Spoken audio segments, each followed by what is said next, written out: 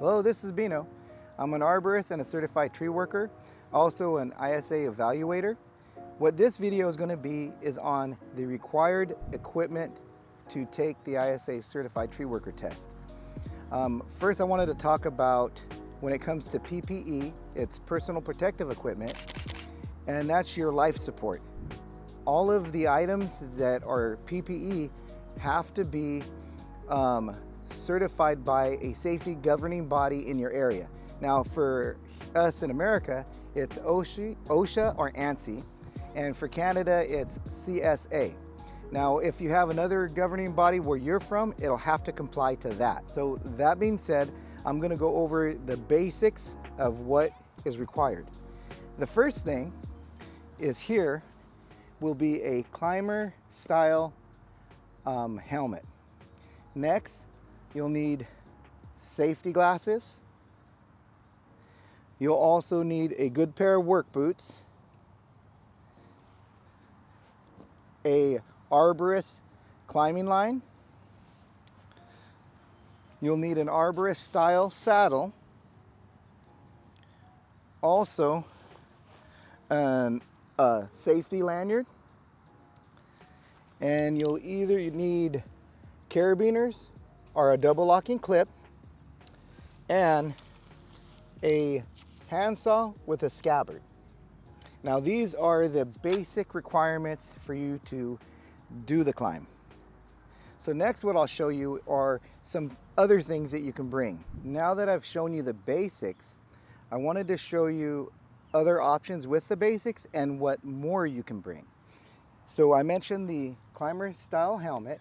Now some people are, maybe that's too expensive for you. Well, there are other options. You can get a climber style helmet that's less expensive, but it does have to have the safety ratings. And on this one, this is ANSI rating and ISEA. And if you whatever area you're in, it would have to comply to your safety standards. So other options, but it does have to be a climbing style helmet. Also, when it comes to safety glasses, they have to have the safety rating on them. And I would say it's a good idea to bring a shaded pair and a clear pair, just in case the tree you have to climb is dark. Now, you have to wear safety glasses, so it's a good idea to have both, because if it's really dark and you're wearing these, you might not see what you need to see. Having a clear pair will help you out. Also, if you need a prescription, you would probably be better off to invest in a pair of prescription safety glasses, because when it comes down to it, you need them, you need to wear them, you need to be able to see what you're going to do, especially when it comes to the inspection in the tree. So next, work boots. A good solid pair of work boots. They don't have to be tree climbing boots, but a good solid pair of work boots. You do not want them to be wholly tethered or tattered. You don't want the soles to be lifting. They have to be in good shape. You got to make sure that you want them in good repair. Okay.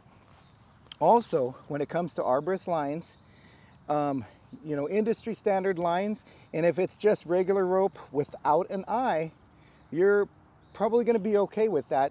But I would say you want to have a common arborist line, one that's really notable and the evaluator is going to know where it's from. Now, if you have an eye, you don't want to take the safety rating off.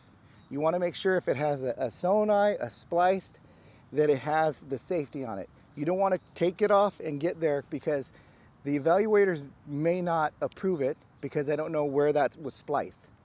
So that you got to make sure that if you have something with this, you want to have the proper rating. And you definitely want to have, with this arborist style, there are multiple different types. As long as they meet all the safety requirements, you're okay to use it. When it comes to lanyards, you can have lanyards, and as long as they got the double locking clips and they're safety rated, you can use termination connecting points if you want, but it has to be the proper termination knot and the proper length.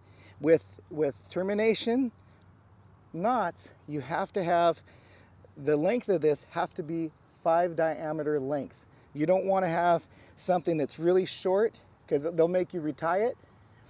And you don't want to have like things completely taped around it where you can't see this. So if you're going to do something like this, you're able to do it, but it has to be done properly. Also, same kind of thing.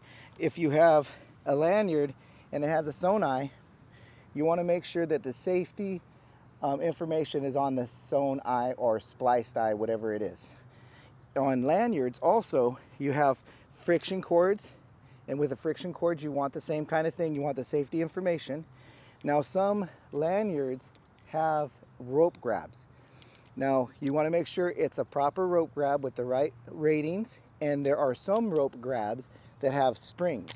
If you have one of those rope grabs with a spring and it's not on your rope grab, they won't allow it. So that's information that you got to make sure that you have the proper rope grab if you're going to use that. Coming to the carabiners and clips, multiples you can use as long as they're all safety rated. And as I mentioned with the lanyard, with your friction cords, you can do the same thing. If it's the common friction cord used in the industry, and you're going to use terminations, you have to make sure the terminations are proper.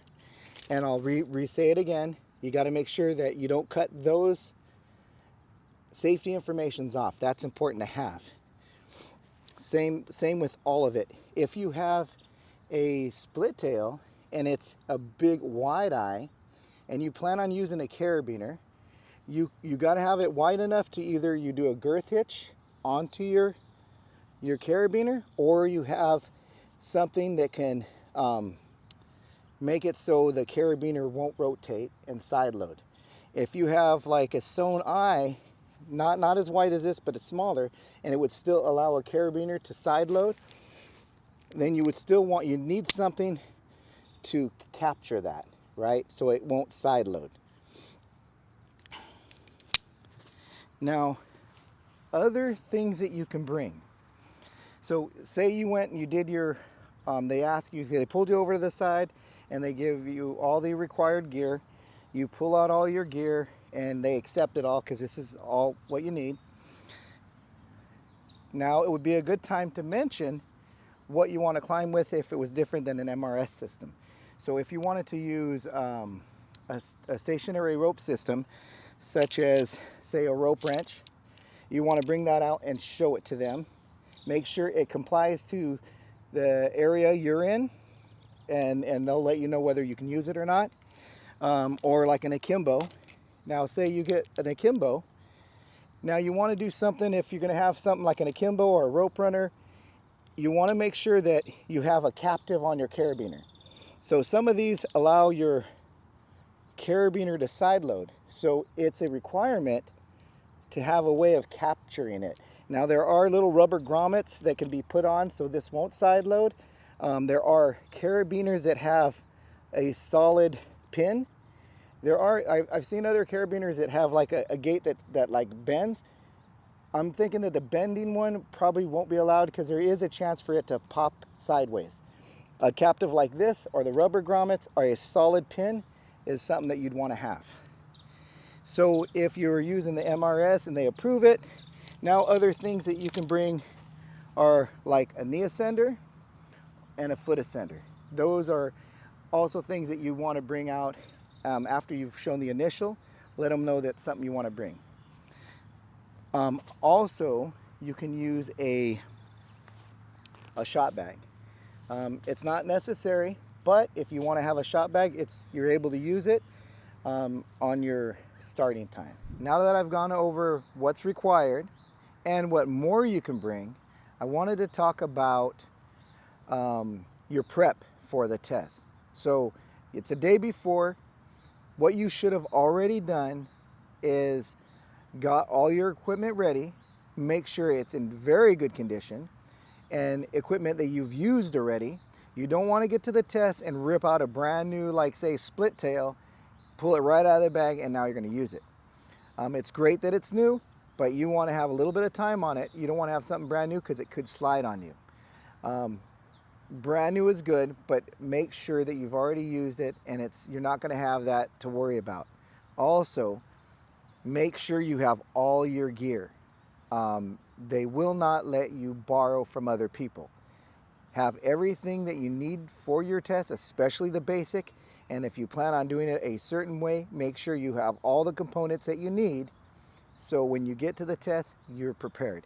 Don't be running around last minute trying to figure out like the morning of.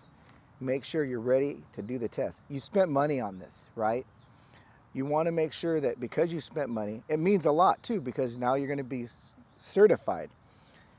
You want to make sure that you have nothing's going to stop you from being disqualified unless it's you taking the test and you're failing on your own. You want to make sure that everything you're bringing is proper and ready to use.